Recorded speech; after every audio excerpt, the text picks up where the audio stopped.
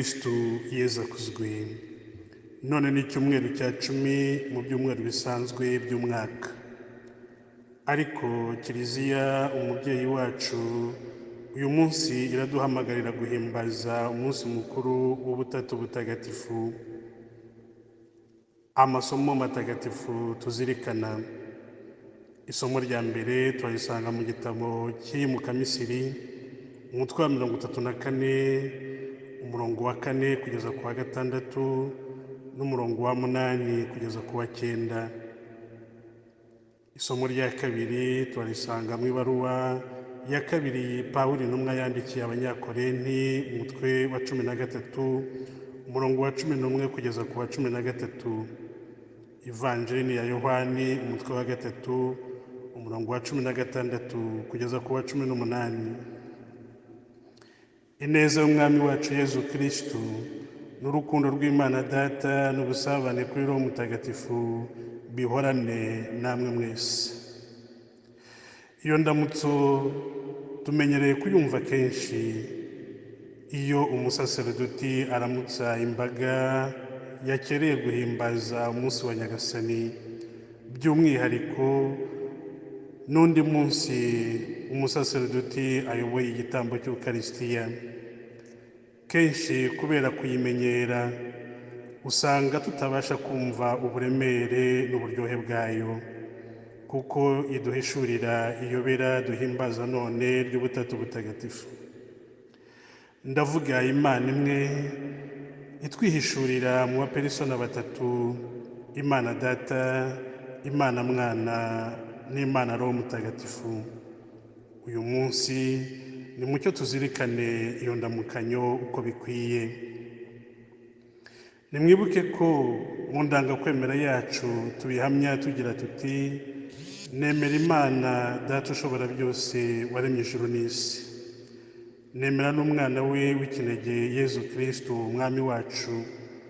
Nemera na Roho Mutagatifu Nyagasani utanga ubugingo uturuka ku Mana Data na Mwana. Bavandimwe, nta gushidikanya ko twemera Imana. Nyamara buri wese akwiye kwibaza ati: ni Imana yihe nemera? Ni ngombwa kwibaza iki kibazo kuko bizagufasha mu mibereho yawe kwiha umurongo uzagenga ubuzima bwawe.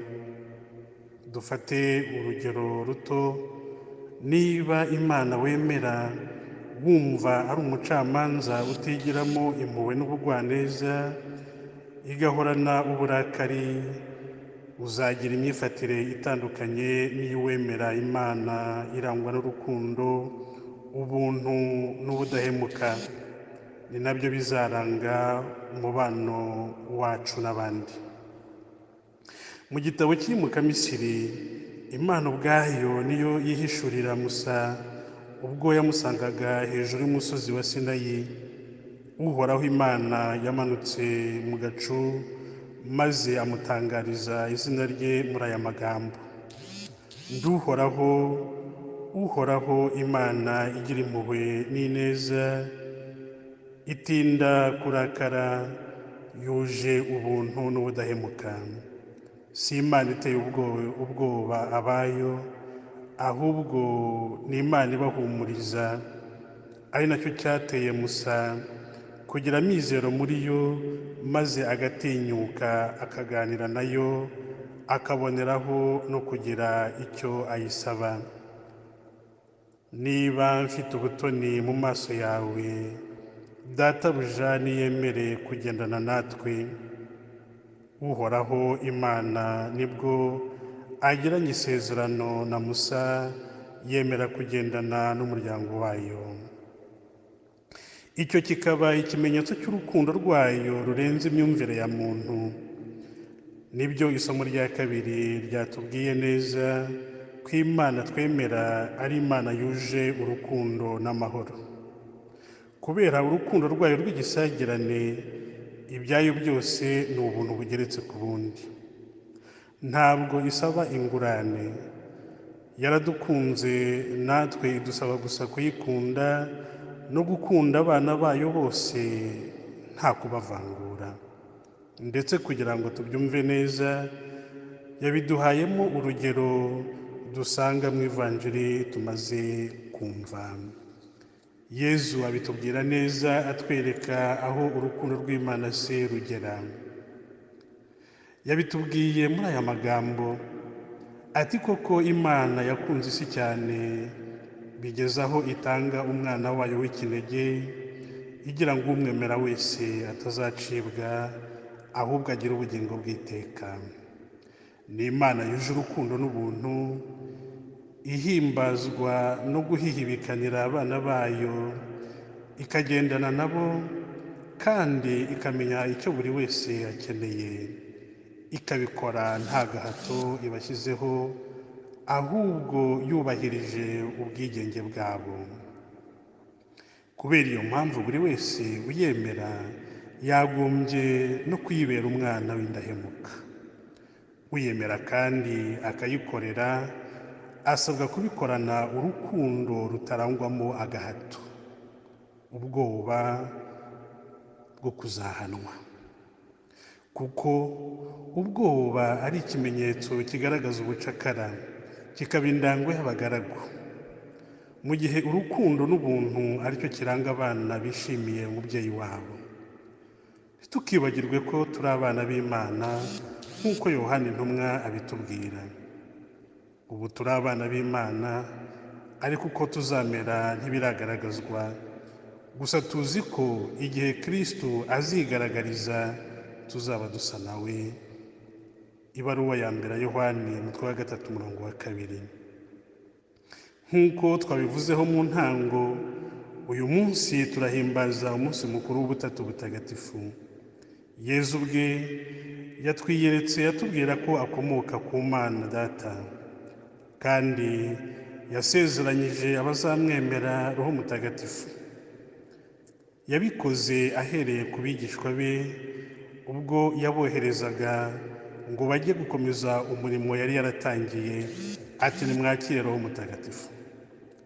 Yezu rero arahishurira abazamwemera ko basabwe kugira ukwemera mu Mana imwe yigaragaje mu baperesona batatu: Imana Data, Imana Mwana, Imana Roho Mutagatifu. Abakristu rero duhamagariwe kwemera Imana Data. Imana Data ni umuremyi wacu wahanze ibiriho byose, ibiboneka n'ibitaboneka. Ni umubyeyi udukunda urudacuya n'urutaretsa, kuko yaturemye mu ishusho rye. Turi abana be kandi nta kizadutandukanya nawe, aduhoza ku mutima, keretse uwashaka kuba ari we umwihakana, niwe uzaba yiciriye urubanza we ubwe. Ni nabyo bishushanya urukundo ruba hagati y'umubyeyi n'abana be. Uko umwana yagenza kose, umubyeyi nyamubyeyi ntiyihakana ubura bwe, haba mu mahoro no mu makuba, haba mu byishimo cyangwa mu byago. Urukundo rw'umubyeyi ruhora ku bibondo bye. Duhamagariwe kwemera Imana Mwana, ari we Yezu Kristu, umwana w'Imana w'ikinege w'Imana, waje mu isi yacu yoherejwe na Se ngo atwigishe kandi atwereke uko tugomba guhora twizihiye Imana, umubyeyi wacu udukunda. Yabitweretse yemera gusangira natwe ubuzima, akababaro, akarengane n'urupfu, kugira ngo atubere urugero tugomba gukurikiza, bityo atwereke ko urupfu n'ibindi duhura nabyo bitagomba kuduca intege, kuko atari byo bifite ijambo rya nyuma ku buzima bwacu. Nk'uko yatotejwe, akabambwa, agapfira ku musaraba, agahambwa, urupfu ntabwo rwamuheranye. Yarizuye mu bapfuye ku munsi wa gatatu, bityo urupfu ruhinduka inzira itugeza kwa Data wa twese. Tugomba rero kwemera n'Imana Roho Mutagatifu.